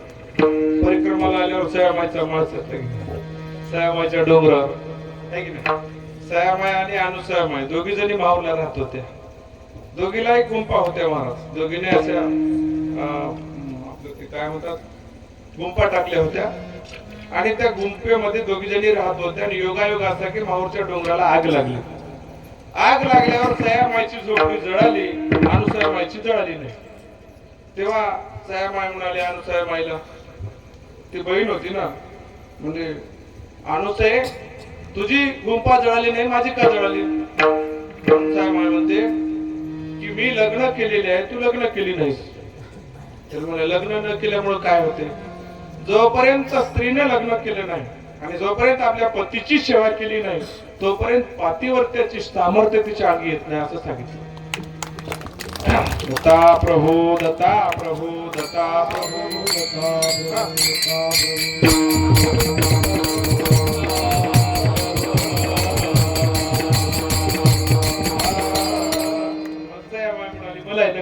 इच्छा नाही, मलाही तुझ्यासारखंच व्हायचं. तेव्हा लग्न करायचं, मग कसं करायचं, कुठं करायचं, कोणासोबत करायचं? सयामाईला विचारलं, बोले मी काय करू? आणि सयामाई म्हणले त्या सयामाईच्या डोंगराच्या बाजूला एक शंकराचं मंदिर आहे. आता आहे महाराज, छोटस मंदिर आहे खाली आल्यानंतर. त्या शंकराच्या मंदिरामध्ये उद्या सकाळी आंघोळ करून जाय म्हणे. सयामाईने सांगितलं, आपलं अनुसायमाईने सांगितलं सयेला. सया काय केली, दुसऱ्या दिवशी सकाळच्या परी आंघोळ केली. आणि अनुसायमाईनं काय म्हणलं होतं की जो कोणी पहिला पुरुष त्या मंदिरात येईल त्याच्या गळ्यामध्ये तो हार टाकायचा. जेव्हा सयामाई बसलेली होती, आंघोळ करून जाऊन त्या शंकराच्या मंदिराच्या पायरीवर बसली, तितक्यामध्ये एक रगतपिती आला. ते सगळे अंगानं फोडालेले रक्त वाहत होत. रगतपिती झालेला तो बिमार असलेला माणूस आला आणि आल्यानंतर सयामाईने बघितलं, अनुसायमाईची गोष्ट लक्षात आली, जो कोणी पहिला पुरुष येईल त्याच्या गळ्यामध्ये हार टाक. आणि सयामाईने काय केलं, कसलाही विचार न करता हा पहिला पुरुष आहे म्हणून त्याच्या गळ्यामध्ये हात टाकला. त्या दिवशीपासून त्याची सेवा सुरू झाली महाराज, सेवा सुरू झाली. त्याला कोणी भाकर देत नव्हतं, पण अंग धुणं काय, गरम पाणी ठेवायचं, पट्ट्या करायच्या, त्याला आथरून द्यायचं, जेवू घालायचं, अशी सेवा की त्यानं जे मागल ते सेवा, तिला सामर्थ्य आणायचं होतं. अनुसायमाने सांगितलं होतं, पती सेवा केल्याशिवाय पतीवर त्याचं सामर्थ्य येत नाही. तेव्हा त्या पतीच्या सेवेमध्ये दिन रात ती असणारी सयामाई राहू लागली. योग असा एके दिवशी त्या मंदिरापाशी दोघ जण राहायचे आणि त्याच्या पुढे एक कळवातीन बाई जात होती. कळवातीन बाई नाच करणारी आणि तिच्यासोबत 2-4 परिचारिका होत्या. त्या कळवातीन बाईकडे बघितलं त्या आपल्या सयामाईच्या नवऱ्यानं. बघितल्यानंतर त्याची वासना गेली त्या बाईवर आणि तो काय म्हणतो, सयेला सये तू मला त्या बाईकडे नेऊन सोड. तेव्हा सयामाई म्हणते, स्वामी तुमची जे इच्छा असेल ती मी पुरवायला तयार आहे, पण त्या बाईकडे नेऊन सोडण्यासाठी आपल्याकडे पैसे नाही. काही का पण मला तिथं नेऊन सोड. प्रश्न टाकला मला सतीनं. त्या सतीनं विचार केला, पतीनं प्रश्न टाकला, सतीनं विचार केला काय करावं काय नाही, आपल्याकडे तर पैसे द्यायला पैसे नाही, काय करावं. तेव्हा तिने विचार केला, पहाटच्या 3च्या वेळेला जायचं आणि जे बाई होती ते कळवातीन बाई तिच्या अंगणामध्ये सडा समाधान करून रांगोळी काढून घरी परत यायचं. 8 दिवस गेले. ती कळवातीन बाई म्हणते, एवढ्या आपण आमंगळ स्त्री असून सुद्धा आपल्या दारामध्ये सडा समाधान कोण करत, रांगोळी कोण टाकून जाते, कोण असेल बरं. त्या कळवातीन बाईने सांगितलं आपल्या परिचारिकेला, तू असं कर, कोण येते या ठिकाणी ते पाहत राह आणि जे कोणी येईल त्याला मला धरून दे. त्यावेळेस एक परिचारिका बसली आणि पहाटच्या 3च्या वेळेला ही सयामाई त्या कळवातीन बाईच्या दारामध्ये सडा समाधान करत होती. हाताला धरलं, बाई कोण तुम्ही? तेजस्वी दिसता, सती दिसता, ब्रह्मचारिणी दिसता, कोण तुम्ही? ती म्हणाली, मी सया अनुसायमाईची बहीण आहे. मग तुम्ही एवढ्या मोठ्या अनुसायमाईच्या बहीण असून तुम्ही आमच्यासारख्या अमंगळ स्त्रियाच्या दारामध्ये सडा समर्थन करता, अजून आमचं पाप वाढतंय. आमच्यासारख्याची लायकी नाही तुमच्यासारख्याच्या हातून सडा समर्थन करायची. हाताला धरलं, का करता तुम्ही? आतमध्ये नेलं.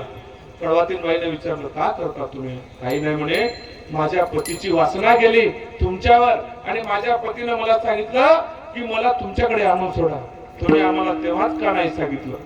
तुमच्यासाठी आम्ही हे काही करू दिलं नसतं. तेव्हा त्या कळवातीन बाईने सांगितलं, जा म्हणे तुमच्या पतीला घेऊन या. घरी गेली. नवऱ्याला चालता येत नव्हतं, बिमारी होती. एक टोपलं आणलं, टोपल्यामध्ये बसवलं, चिंबळ केली, टोपलं वर डोक्यावर ठेवलं आणि त्या कळवातीन बाईच्या घराकडे निघाली. जात असताना वाटेमध्ये, त्याच वाटेमध्ये शांडिल्य नावाच्या ऋषीला सुळावर दिलं होतं. का दिलं होतं? त्यानं लहान असताना एका भुंग्या किड्याला काटा टोचून तो खेळत होता. त्याचं पाप म्हणून त्याला ह्या जन्मामध्ये सुळावर देण्यात आलं होतं. तो अर्धा जिवंत आणि अर्धा मेलेल्या अवस्थेमध्ये होता. त्याच सुळावर दिलेल्या सुळापासून ही वाट होती आणि तो आपल्या पतीला ती सया घेऊन जात असताना तिच्या टोपलीचा धक्का त्या सुळाला लागला. लागल्याबरोबर सुळ हल्ला. त्या ऋषीला त्या असहाय्य वेदना झाल्या आणि त्याने त्रास दिला. कोण तू? माझ्या सुळाला धक्का लावलीस. तुझा पती दिवस निघतात मृत्यू पावेल. असा त्राप दिला. त्राप दिल्याबरोबर सयामाईनं टोपली खाली ठेवली, हातात पाणी घेतली, सूर्यनारायणाकडे आपलं तोंड केलं आणि त्या सूर्यनारायणाला म्हणते, हे सूर्यनारायणा, मी जर माझ्या पतीच्या शेळीमध्ये किंचित अंतर पडला असेल तर तू निघशील, आणि जर तू निघालास ना तुला मी जाळून भस्म करेल. सूर्यनारायण निघायला तयार नका मला. सकाळ झाली तरी निघेना, 10 वाजले निघेना, 11 वाजले, दिवसाचे 12 वाजले तरी सूर्यनारायण निघायला तयार नाही. सगळीकडे हाहाकार माजला. सगळ्या देवी देवता आल्या, म्हणजे काय झालं, हे काय झालं या पृथ्वीवर. तेव्हा पाहिलं तर काय, अनुसूयामाईची बहीण सयामाय हातामध्ये पाणी घेऊन बसली. सगळे देव आले आणि त्या सयामाईला म्हणतात, माय, आणि तू जर आता हातात पाणी घेऊन बसली तर ह्या जगाचं काय होईल. सूर्य निघाला नाही तर सगळे मृत्यू पावतील, जीव जंतू प्राणी माणसं सगळे. काही कर, तुझ्या हातातलं पाणी खाली टाक. सयामाई म्हणाली, माझ्या हातातलं पाणी जर खाली टाकलं तर माझा पती मृत्यू पावेल. माझा पती जर मृत्यू पावला तर मला जगामध्ये दुसरं काहीच नाही माझ्या पती वाचून. पती हे माझा परमेश्वर आहे. त्यावेळेस कोणाचंच ऐकले नाही. तेव्हा अनुसूया मातेला सांगितलं, मुले तुमची बहीण असं करत आहे. तेव्हा अनुसूया माय आली, मुले सया, आता तुझ्या अंगी पतिव्रत्याची शक्ती आली. कशी आली. सूर्य निघतो का म्हणे, नाही. मग आली की नाही शक्ती, आली म्हणे. मग एक काम करतो, हातातलं पाणी खाली टाक. तिला म्हणजे काय वेडी असं काय, हातातलं पाणी खाली जर टाकलं तर माझा नवरा मरून जाईल. तिला मुली मरू दे, मेला तर मी त्याला पुन्हा जिवंत करेल संजीवनी मंत्र टाकून. पण ह्या जगाचं जे संकट आहे ते संकट निरसन करण्यासाठी तुला पाणी खाली टाकावं लागेल. तेव्हा सयामाईनं हातातलं पाणी खाली टाकलं. टाकल्याबरोबर तिचा नवरा मृत्यू पावला. पुन्हा अनुसूयामाईनं संजीवनी नावाचा मंत्राचा प्रयोग करून त्याला पुनर्जीवन दिलं आणि पुन्हा तेजस्वी काया तयार झाली. दत्ता प्रभू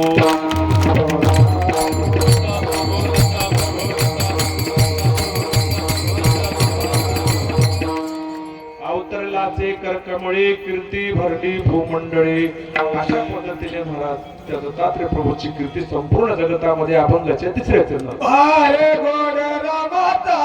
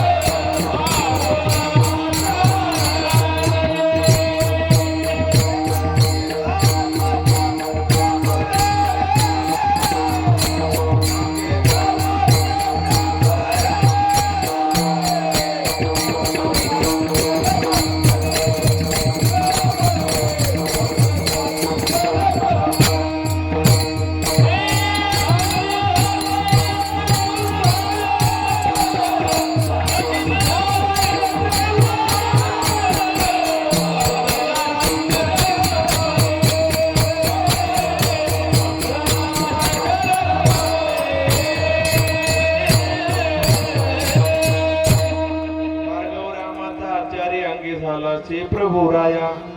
भार्गव रामाचा आचार्य म्हणजे रामटेक, तुम्हाला माहित असेल, रामटेकला रामचंद्र प्रभूने महापूजा टाकले होते आणि त्या महापूजेवर राम, लक्ष्मण, सीता, हनुमंत राया यांना आनंद नाम दिलं आणि रामचंद्र प्रभूचा अंगीकार केला. तर कोण, दत्तात्रय प्रभूनं. म्हणून त्या रामटेकाला जे आनंद नाम दिलं म्हणजे देवादिकांना सुद्धा हे आनंद नाम दिलेलं आहे. म्हणून अभंगाच्या प्रत्येक चरणामध्ये सांगतात, स्वतः रामचंद्र प्रभूचा सुद्धा स्वीकार दत्तात्रय प्रभूने केला. म्हणून अभंगाच्या शेवटच्या चरणात कपि प्रभु वचन बोले,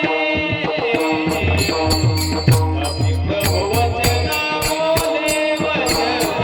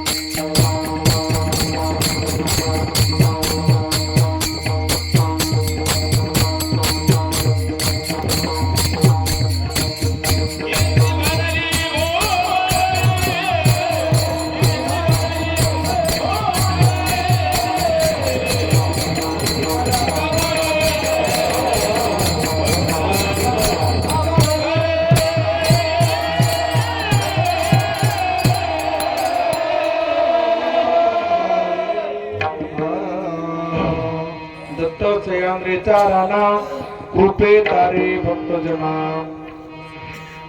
अवतरलाचे करकमळे कीर्ते भरले भूमंडळी भार्गव रामाचा चारे अंगी झालाची प्रभुराया तापी प्रभू वचन बोले दत्त चरणे मना आनंदले सर्व जमलेले माझे गुरुभक्त सर्व माता भगिनी या ठिकाणी तुम्ही खूप चालून आलात बराच वेळ झाला बसलात 11:15 म्हणजे 12च वाजत आहेत आता थोडी विश्रांती घेऊन पुन्हा अजून तुम्हाला सकाळी चालावं लागते पण तुम्ही जे या ठिकाणी चालत चालत आलात 10 इंद्रिय 11वं मन याला त्रास देऊन बरं काय त्याला म्हणतात जसं आपण एकादशी म्हणतो बघा एकादशी कशाला म्हणतात 10 वर 1 11 आहे की नाही एकादशी 10 वर 1 11 म्हणजे 10 इंद्रिय 11वं मन एकादश जर धरली माळकरी जरी असतील एकादश धरली तर कशी धरावं उपास धरला तर कसा धरावा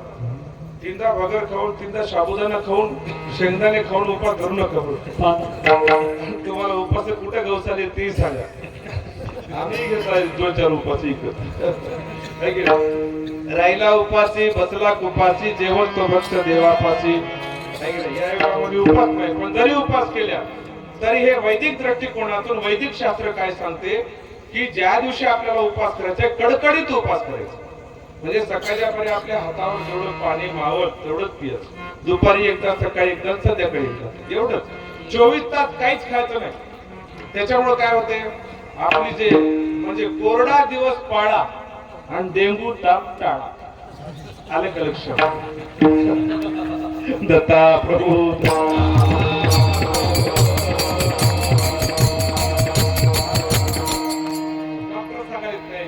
हप्त्यातून एकदा भांडे घेऊन उघडे घाला त्याच्यात पाणीच भरू नका तसं हप्त्यातून एकदा याच्यामध्ये काहीच टाकू नका त्याच्याने काय होते आपली पचन क्रिया वाढते पाचन शक्ती वाढते आपल्या शरीरामध्ये आणि आपलं शरीर धष्टपुष्ट राहते शरीर वृद्धी वाढते म्हणून त्याच्यासाठी उपास केल्यानं देव भेटा म्हणून उपास नाही पण उपास करत असताना आपलं लक्ष पूर्ण भगवंताकडे असावं लागते नाहीतर भूक लागली दुसऱ्या दिवशी सकाळच्या परी याच्यावर म्हणजे प्रत्येकावर तो चिरडा येत असतो तुम्हाला कळत नाही का कालपासून उपास आहे स्वयंपाक करायला काय सगळं लक्ष इकडे म्हणून असा उपास करू नका देवळात गेल्यानंतर देवाच्या पाया कसं पडायचं लोटांगण घालून पडायचं बरं काय याच्यामुळे काय होते कोटी ब्रह्म हत्या घडता करिता दंडवत लोटांगण घालिता मोक्ष लोळे पायास कोटी ब्रह्म हत्येचं पाप जरी झालं तर भगवंतापुढे नतमस्तक होऊन आपले अष्टांग भाग शरीराचे जमिनीला टेकले की तो अष्टपाशामधून मुक्त होतो म्हणून वैदिक दृष्टिकोन सांगतो की लोटांगण टाकून देवाचं दर्शन घ्यायचं त्याच्या माध्यमातून आपल्या अष्ट शरीराला व्यायाम मिळतो म्हणून हे वैदिक दृष्टिकोन सांगते देवाला प्रदक्षिणा का मारावी प्रदक्षिणा करिता देहे भावे वाहिला श्रीरंगात मध्ये विठ्ठल पुढे उभा राहिला धन्य धन्य हो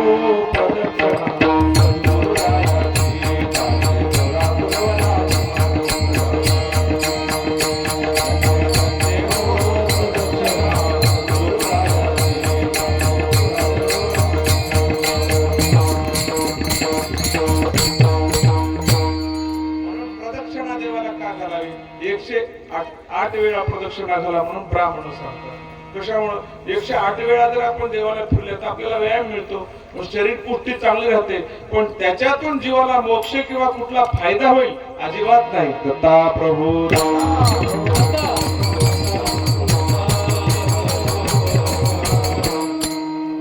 कशामध्ये फायदा नाम जप यज्ञ परम बाधू न शके नाना कर्म नामे पावन धर्म नामे परब्रह्म वेदार्थे नामे बोधू नामे वेधू नामे अनुशरण नामे वारा वाजता धरी नामेच विष उतरे नामेच देव दर्शन देती नामेच होय मोक्ष प्राप्ती म्हणजे नामामुळे खूप काही होऊ शकते म्हणून भगवंताचं नामस्मरण हे आपल्या जीवाचं जे असणारे अनमोल रत्न आहे म्हणून ते आनंद रत्न देवाने आपल्याला काढून संत महात्म्याने काढून दिलेलं आहे म्हणून ते देवाचं नामस्मरण करत जा चांगलं राहा चांगलं वागा आणि अशाच पद्धतीने पुन्हा पुन्हा वारीमध्ये या आणि अशी जर वारी करत राहिली तर आपली जन्म मरणाची फेरी चुकते. दत्ता प्रभू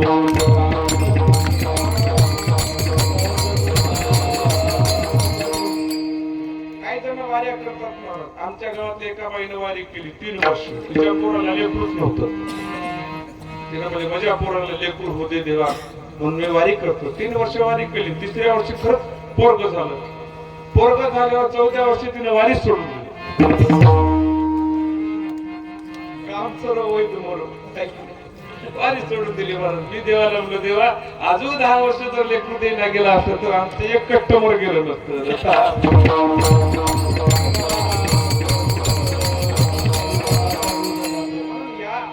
नाशिवंत प्रपंचामध्ये जीव कट्टी झालाय. नाशिवंत प्रपंच हो झालो कट्टी.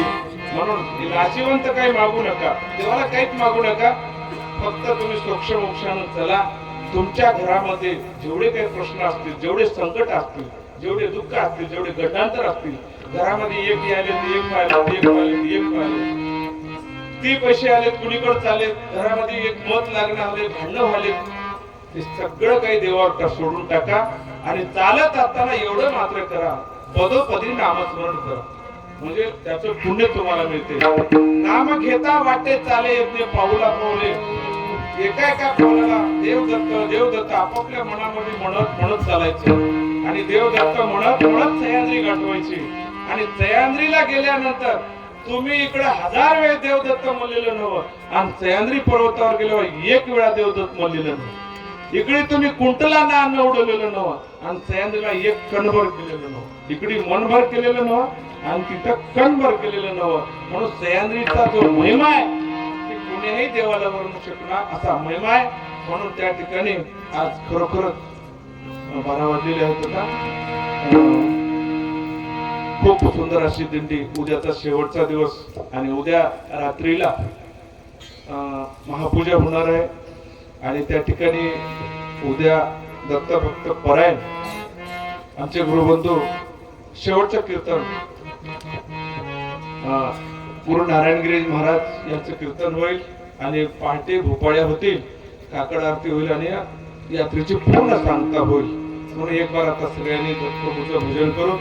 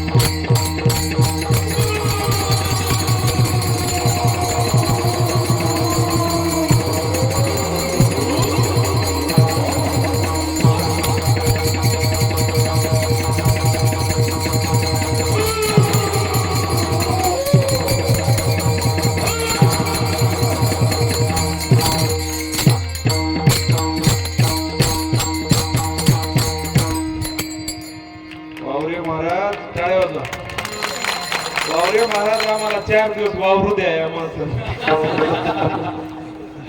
असं जर परीक्षा केल्या तर पुढच्या वर्षी येणार नाही.